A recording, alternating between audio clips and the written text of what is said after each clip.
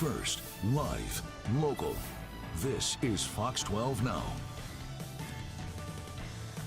Hello everyone, this is Fox 12 Now. I'm Greg Nibbler. Thank you for joining us. We are live streaming here out of the Fox 12 Oregon newsroom. I like to remind everybody that we are here every weekday starting around 1, going throughout the afternoon, and sometimes even more than that. Outside of our other newscasts, this is the place to go. So download that Fox 12 Oregon app. Great way to get the info that we're talking about. But for a lot of you out there, it is time to start thinking about back to school, or maybe you already are, because it is on its way, whether you're a parent or maybe even if you're a student and you're watching this. Either way, there's important things to know about how to make sure that you are safe from a digital standpoint. There are always scammers out there trying to get a hold of information or take advantage of people, and that includes students and kids. And we're going to give you some advice here during this segment. Well, we, meaning not me, but our guest, Dave Meister, is joining us right now from Checkpoint, from the office of the CTO. And Dave is here to walk us through some of these different tips and different things, that are really important, especially now. I know there's always changes to the digital landscape as far as how people are figuring out how to get data, and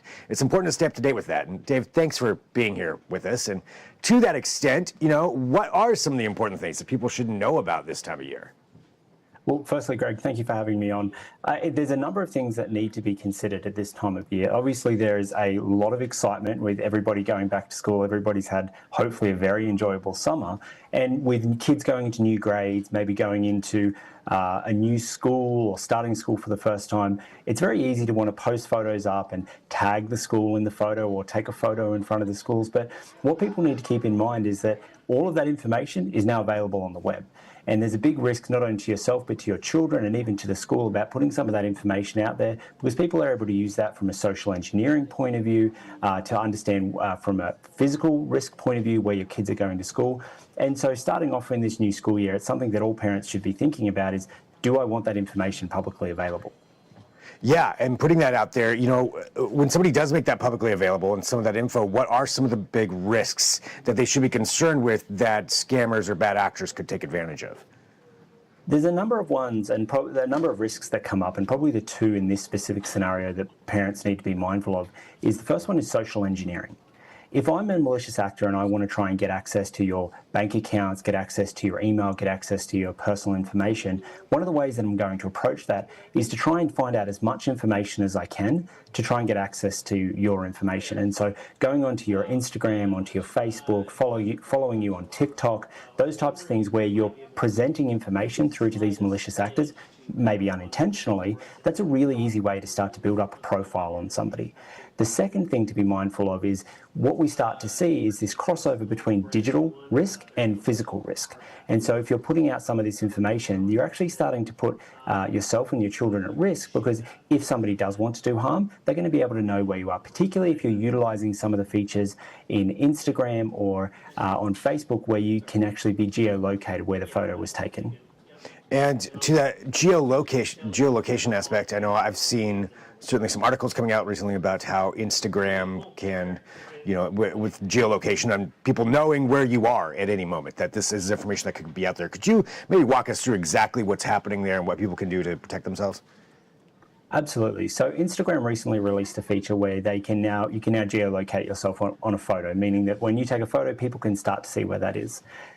It sounds really exciting. He's like, hey, I've gone to the beach or we're at a new school, I'm going to tag it. But unfortunately, again, that information is now publicly available. One of the other big concerns is that Meta doesn't actually describe in detail how long they hold on to that data.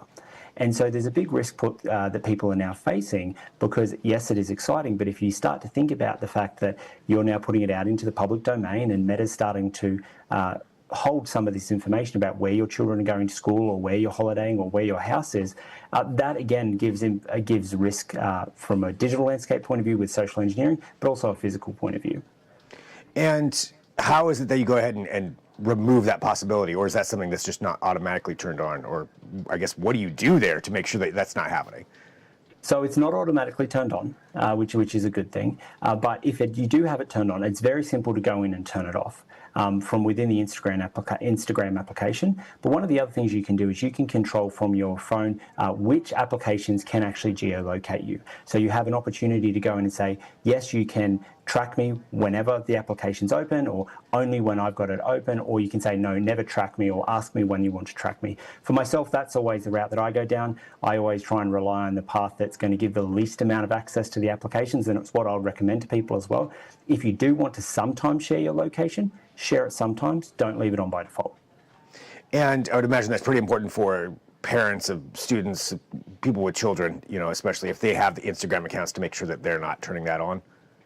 Exactly. And with Instagram does have some, and Meta in general does have some good features that are available for parents to be able to monitor and control some of those settings and information for their children, to be able to monitor who they're connecting with and who their friends are. And so that's something that I would recommend as well, is that you go in, and particularly with your younger children, if they are preteens or young teenagers, and you are giving them access to social media, to go in, to monitor those things, and to have an approach of deny by default, I suppose, is a way to think about it, where you don't want to just allow things to happen. If people want to know locations, friends, send messages, you want to have all that turned off by default and only allow from people you know. Another one that I've heard is important has to do with credit. Can you tell us about why children should be concerned about credit reports? Absolutely. If you think about one of the reasons that people engage in social engineering, and one of the reasons people try to take your identity, is people are trying to get paid. They're trying to make money. This is fraud. These malicious actors are trying to make money. And so when they start to build a profile on you, that's when they can try and go and open credit cards on your behalf, open bank accounts, take out loans. And so being able to lock your credit file, particularly if you've got a teenager who's just starting to earn money or just opening their first bank accounts, locking the credit file so that, again, unless you specifically want to allow somebody to do a check on your credit or open up something against your credit file, you want to have it locked down so that they can't do that unless you explicitly want them to. And that would be, I would imagine, pretty important, because are there any examples of that happening where this has happened to younger people opening up a bank account and then all of a sudden having all this fraud going on? It is. We have seen examples where people are, and younger people and even older people as well, where people are able to mimic or impersonate you and go and open up accounts on your behalf. If they can get access to your social security number, to your address, where it's not that difficult to try and look like somebody through deep fakes. And so that's all a risk that we now take. And so again, taking a zero trust or a deny by default approach to these types of things is going to go a long way to preventing it from happening. I like that term, denial by default. Yeah, just to say no, and then you can always change your mind later on if that's something that you want somebody to have access to. Anything else that you think is important for people to just think about now? Yeah, absolutely. There's some very simple things that you can put in play in your life that will have a big impact on how secure your identity is. Simple things such as making sure that you've got strong passwords across everything. I would highly recommend using a password manager that can auto-generate passwords and long passwords that you're not going to remember. Two-factor authentication across absolutely everything is critical. And then once you've got two-factor authentication and strong passwords, going through some of your older historical accounts and making sure that you're not reusing the same passwords across multiple things. It's not a matter of if a third-party software is going to get breached. It's a matter of when that third-party software is going to be breached. We see this all the time. Facebook has been breached. LinkedIn has been breached. A number of these different online accounts have been breached. And if you're using the same passwords across all of them, if somebody can get into one, they can get into multiple. So using strong passwords, using a password manager to auto-generate the passwords, and then locking everything down with two-factor authentication is a very simple and strong way to protect your identity. Yeah, better to have that safety out there, that protection. Just in case, because as you mentioned, no matter what the third-party software is, there's been a breach, and there probably will be a breach of whoever it is at some point, I would guess, just by the odds. That's exactly right. And be it the denial by default, zero trust, or just taking a healthy dose of skepticism to any type of application that you're using, any type of website that you're using. And before you type in your information or before you put your credit card in there, taking a moment and thinking about whether you actually want to share your information and being skeptical about it is always a good approach. One of the recommendations that I've given a fair bit recently with everybody going back to school is, even with the school holding the records, asking them questions around what are you doing to secure our information, going and asking the school board, the principal, and saying, how are you investing in cybersecurity and information security? How, if you're holding our child's personal identifiable data, personal health data, what are you doing to secure that? Yeah, and making sure that the schools are doing something to make sure that that is safe. Yeah, all really great advice. You know, Dave, thank you very much for joining us. Anything else that you want to let people know about as far as where they can go to find out more information? Absolutely. You can jump onto the Checkpoint website, checkpoint.com. We've got a lot of information there, or Checkpoint Research as well. Go in there and have a look at some of the threats that are going on at the moment and some of the recommendations that we make of simple things that you can put into your life to secure your identity. All right, well, Dave, thank you very much for joining us here today. I really appreciate your time. Thank you so much. And for everybody watching, again, we are live streaming here. Let me pull up the right camera. There we go. We're live streaming here at the Fox 12 Oregon Newsroom, so thanks for being a part of this. We've got more coming up here throughout the afternoon. At 1:30, we're going to actually be talking about a local film that was made where a filmmaker followed around her father for about 10 years as he ran marathons all over the place. 52 marathons in 52 weeks, I think, at one point. So we're going to be discussing that and something that you can check out. And then, of course, if there's breaking news, we'll have that as well, all right here on Fox 12 Now. So you download that app.